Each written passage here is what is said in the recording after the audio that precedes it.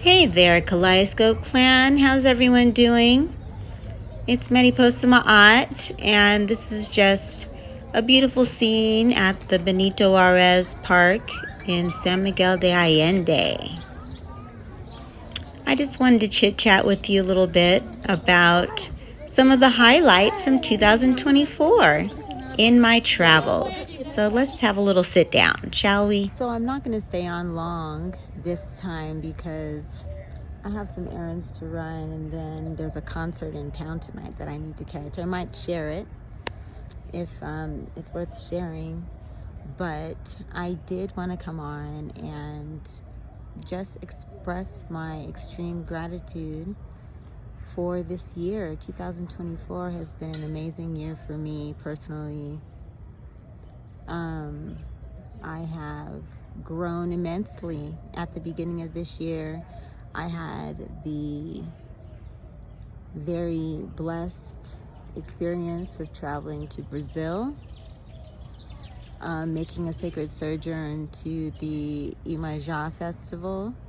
So those are two very exciting things for me. I've wanted to go to Bahia since I was in my 20s. Before I knew about the Iemanjá festival. The Iemanjá festival, I actually had planned a tour to go in 2020 with a group, and it went bust, of course. 2020, it wasn't,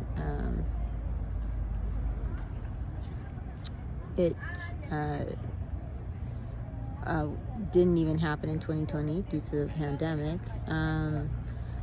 But it was still something that I held, because I had done so much studying and planning, and my excitement of making it to this festival. It's every year on February 2nd. If anyone else is excited about the idea, Iemanjá is the mother goddess, and there are many names for her all over the world, but it's not about because when you're talking about a goddess, it's an energy that exists all over the world.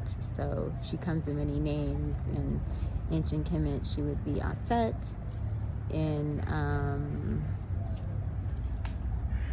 She would be Mother Mary or Candelaria in Mexico.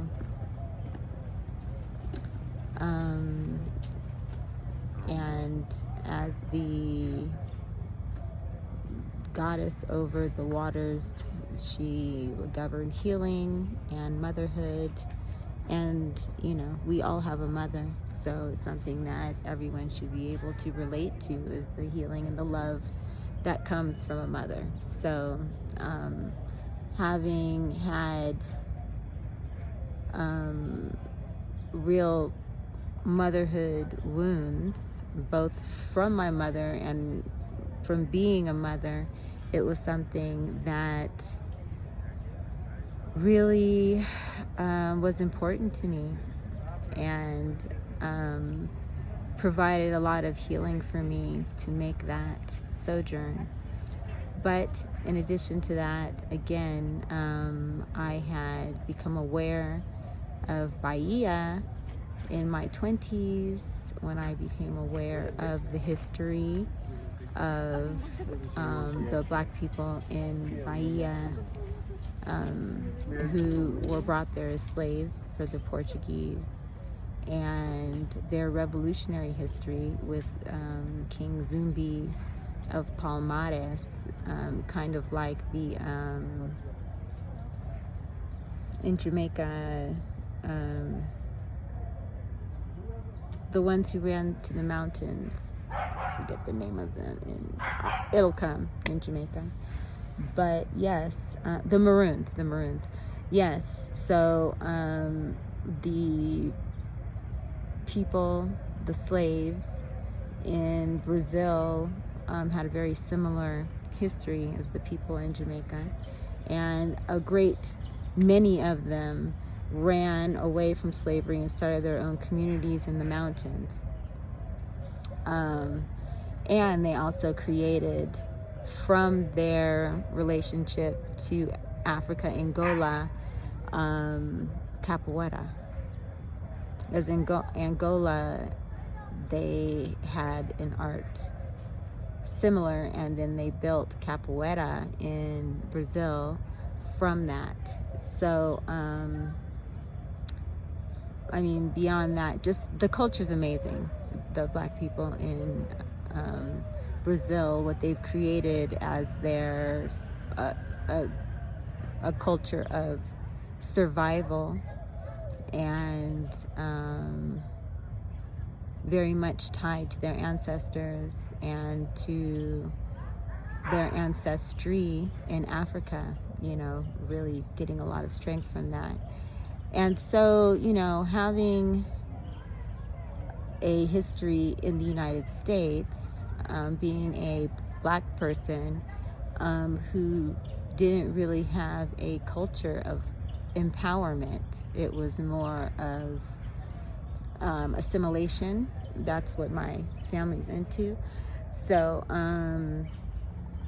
I really needed to be around a diasporan community that understood what it's like to be in a society that is not friendly to who you are natively, and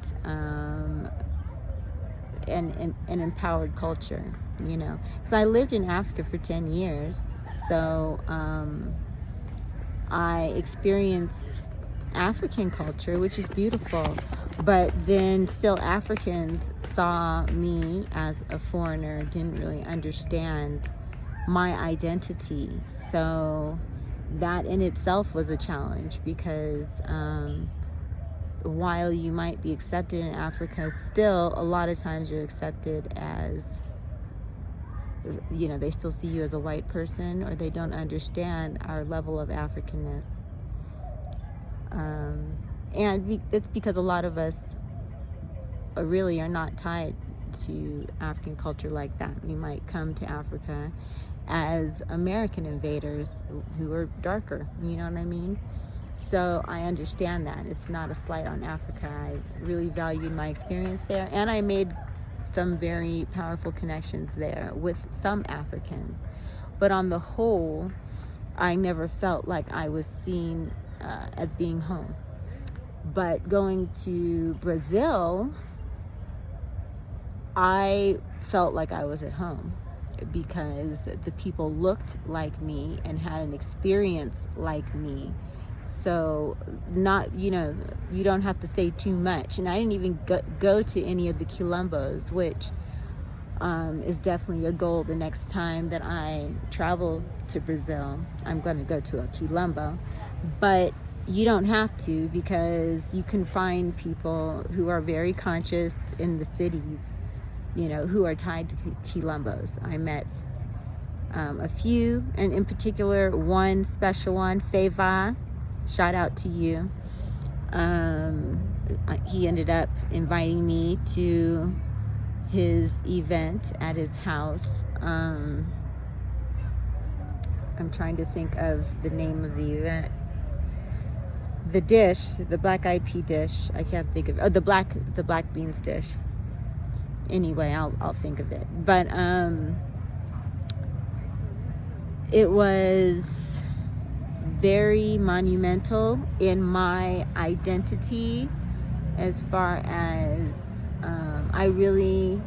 that's the first place where I've really felt like I fit in as a citizen. If I ever went to live in Bahia, I could be received as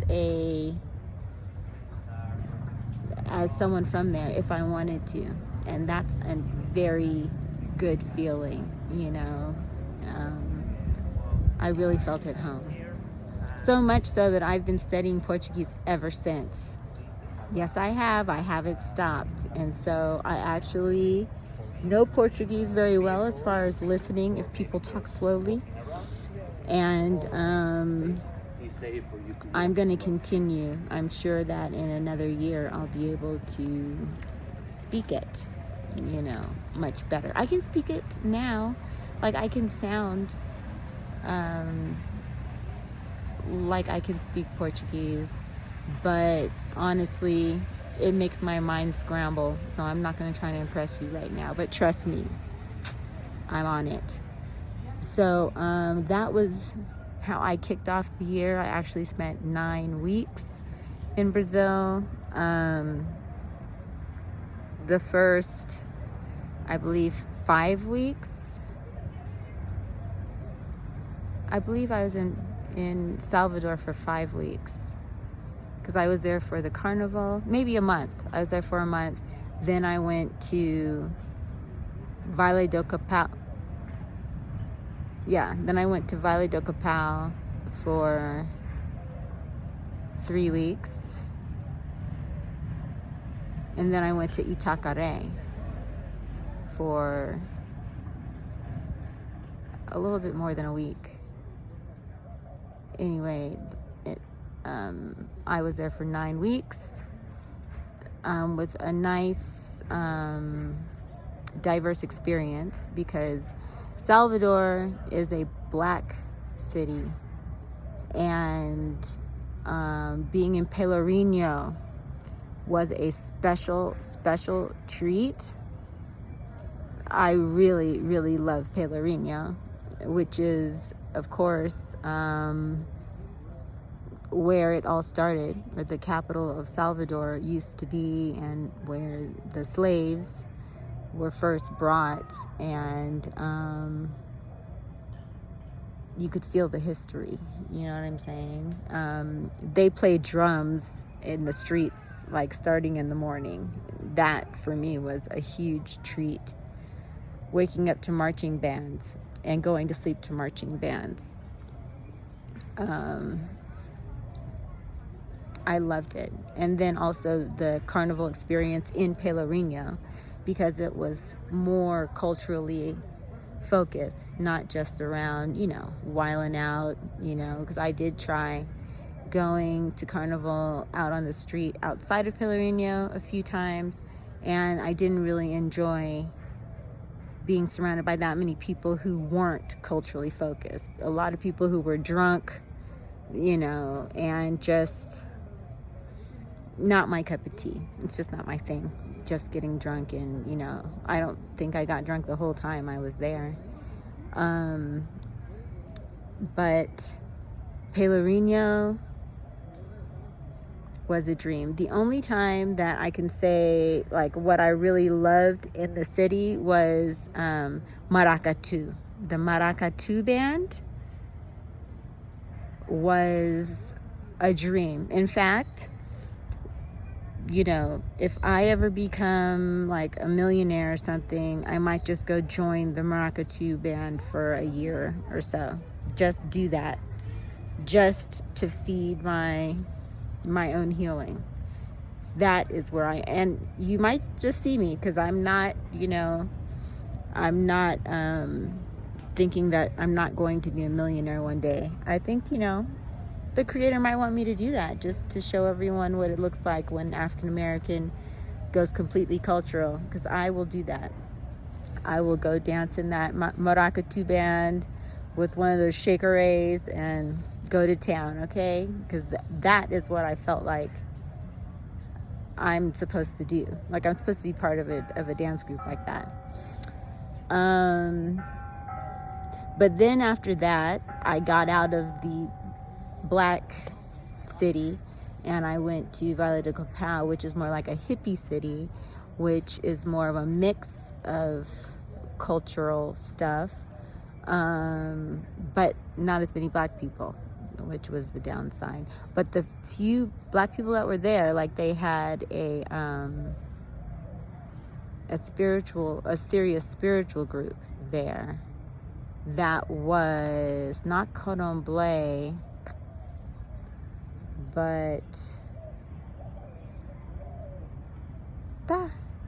I wish I could remember the name of it right now. It was another group that's more like a mix of black people and indigenous people, like from the forest in Brazil. And I mean, they welcome white people too, but I'm saying that the basis of the culture is a mixture between like African, indigenous roots. So I had the Caboclo, that's the name of the religion. I had the extreme pleasure of taking part in one of those ceremonies because I met a brother from Long Beach. Can you believe it? Who lives there and who has lived like in, I think he lived in like Chile and then has now lived in Brazil, and he's been in South America for maybe like 15 years. He's a little younger than me.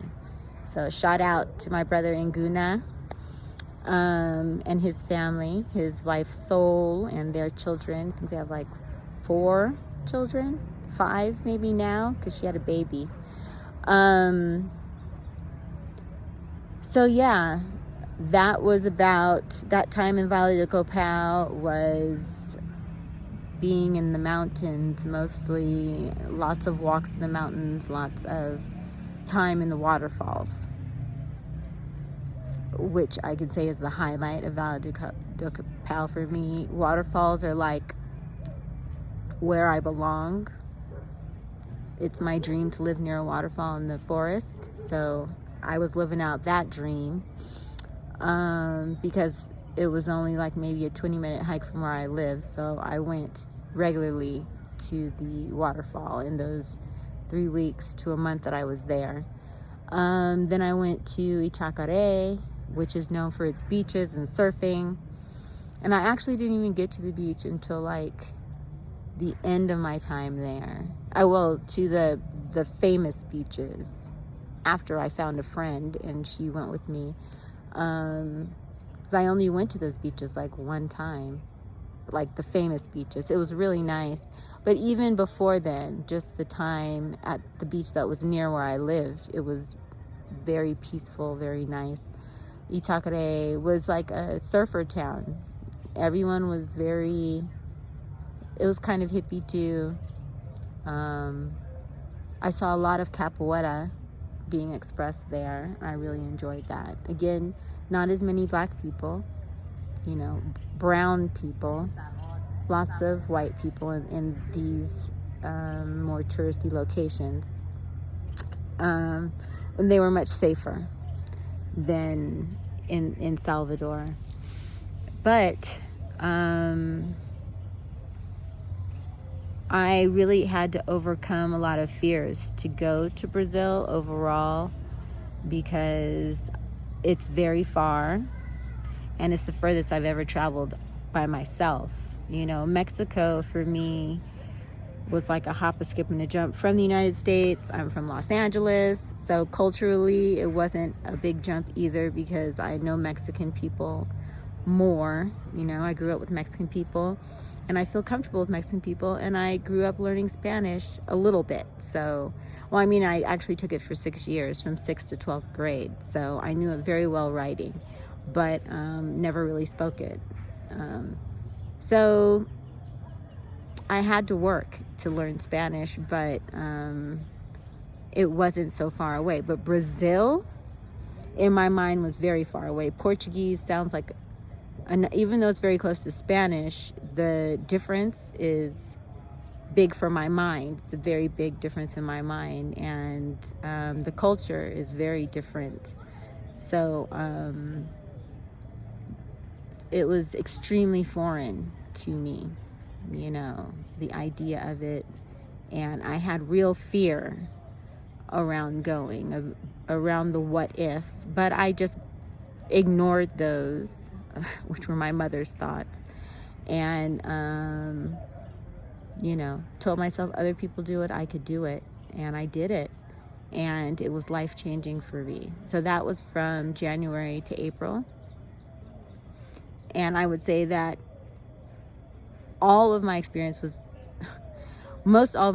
was good. I had a couple, I would say 2 experiences that were harrowing, challenging. One where I had an attempted robbery, and one where I moved in, the woman was crazy and I had to move out after one day.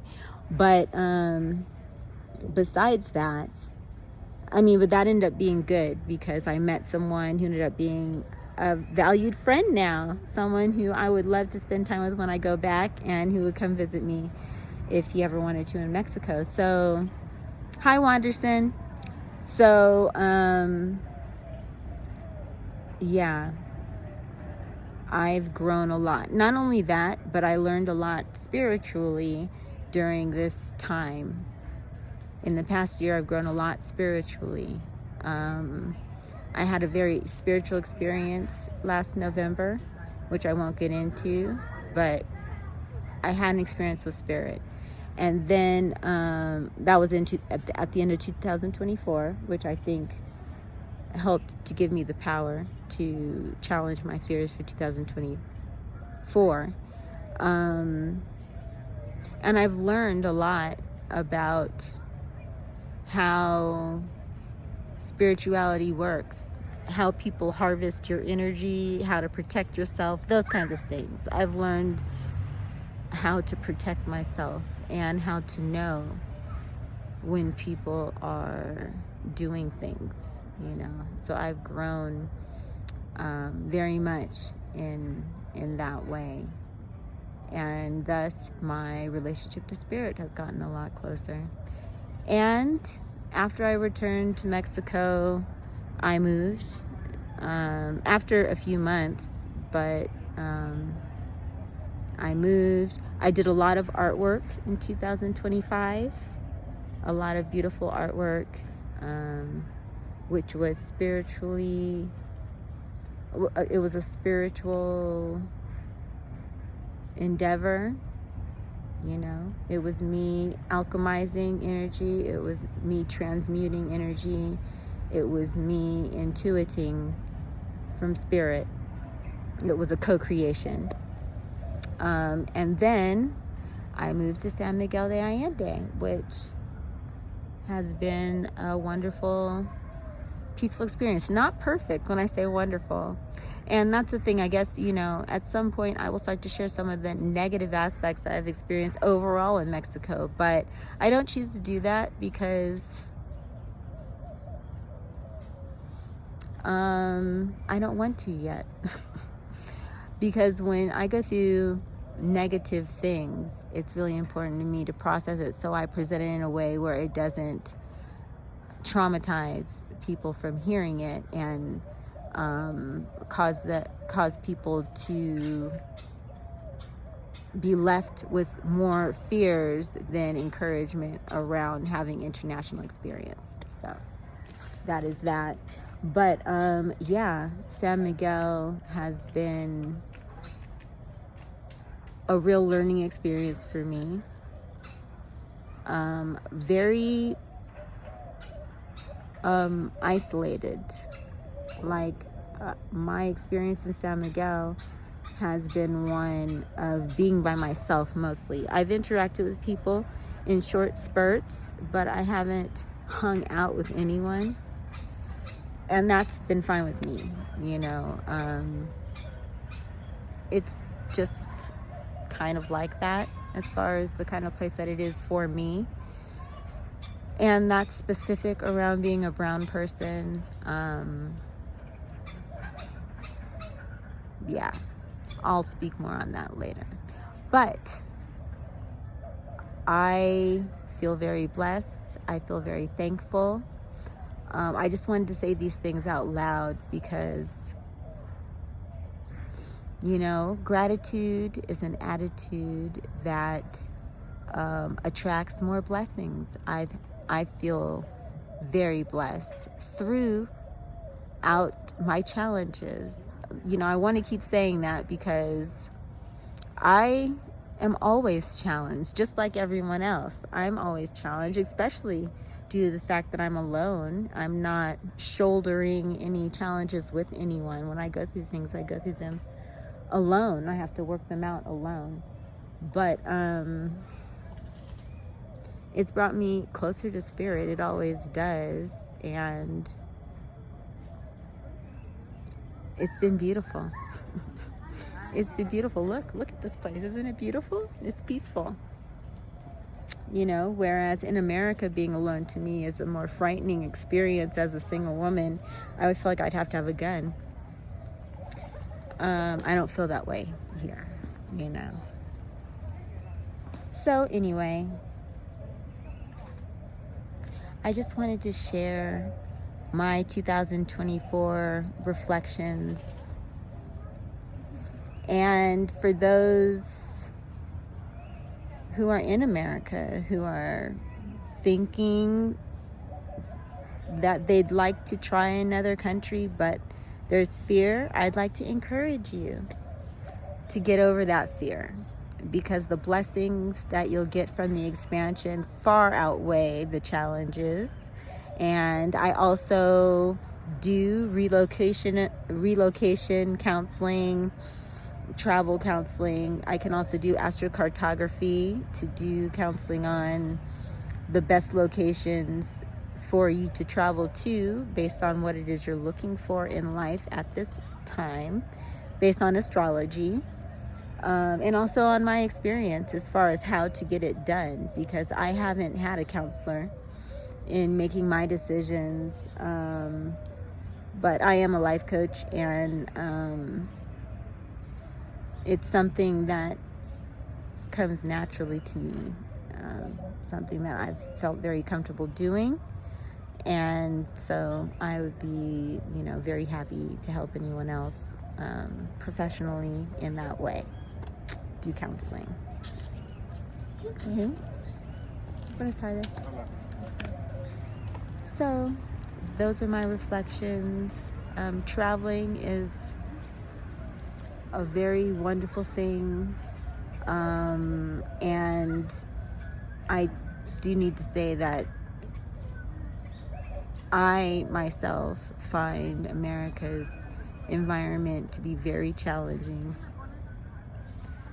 And so getting out was very important for my personal grounding. And you have to know what you need in life. It's something that I needed.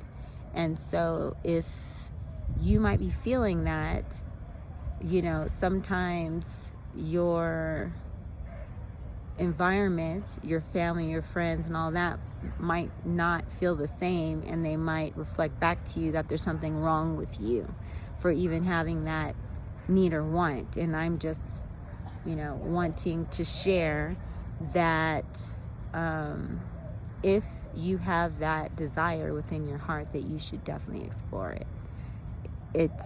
It's a very positive thing if that's what you really want. Don't let anybody else tell you what you need, because only you know what you need, and only you are responsible for your feelings. That's what I told my family when they were telling me, that I was wrong and I needed to stay for blah, blah, blah. I was like, hey, you're not responsible for my happiness. If, anything happens to me, or if I don't feel balanced, or, whatever, you're going to go on with your life. You know what I'm saying? Like, no one else is responsible for you. So it's really important to stand in your truth and, to live your dreams, go after what you want. And if what you want is to travel, baby, travel. I support you. Okay, so on that note, I want to encourage you, as always, to continue to embody your sacred transformation. This is Mariposa Maát. Until next time, peace.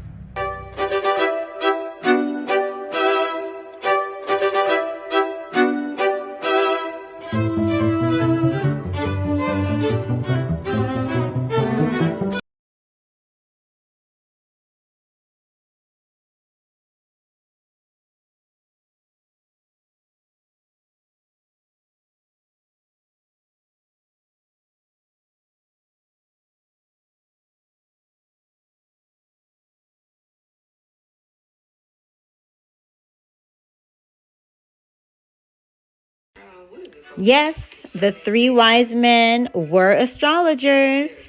And if you want to have support in being wise, I'm available for consultations.